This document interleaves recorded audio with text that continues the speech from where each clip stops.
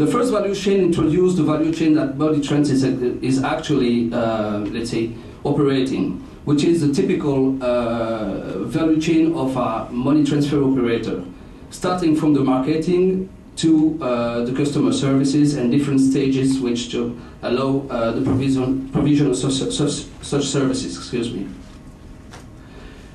In the second model, what we propose is to add at the receiving side microfinance products or services to the beneficiary. That means that if you get, for example, $100, you can have the possibility, with a certain specific methodology, to access a credit, or why not to access to some savings product, etc., etc.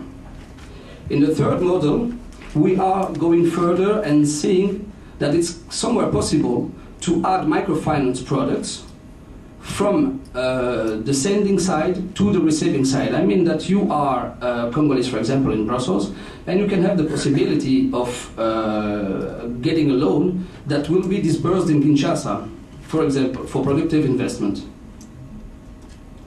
In terms of stakes, risks, and opportunities, the regulatory framework, as I told you, is institution-centric, so MFI cannot be MTO, and MTO cannot supply loans and savings. So banks can do both activities, but banks are not so far involved in the microfinance industry.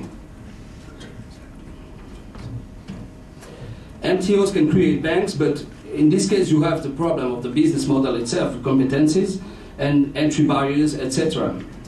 And investment, also the size of the investment.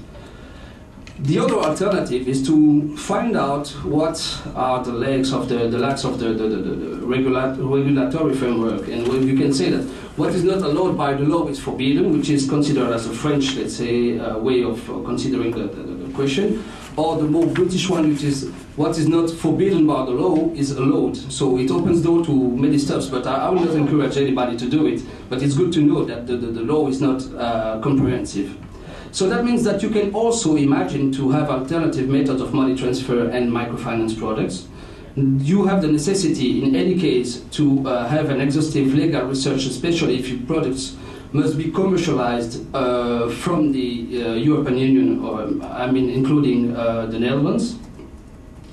And in the case of the regulatory framework in Congo, you have a mandatory protection of public savings and private investment that must be still must be clearly defined.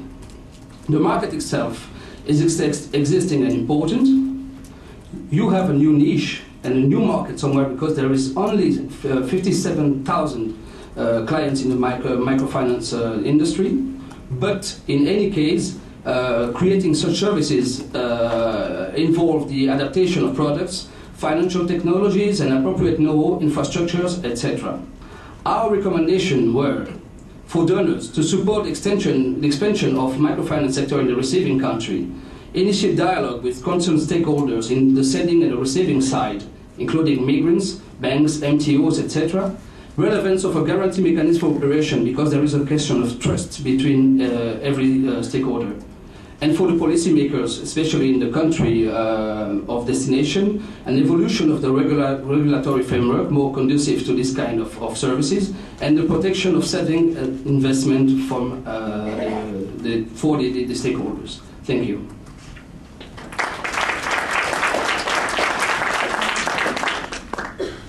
Okay, Ori, thank you very much. And there will be, I'm sure, some questions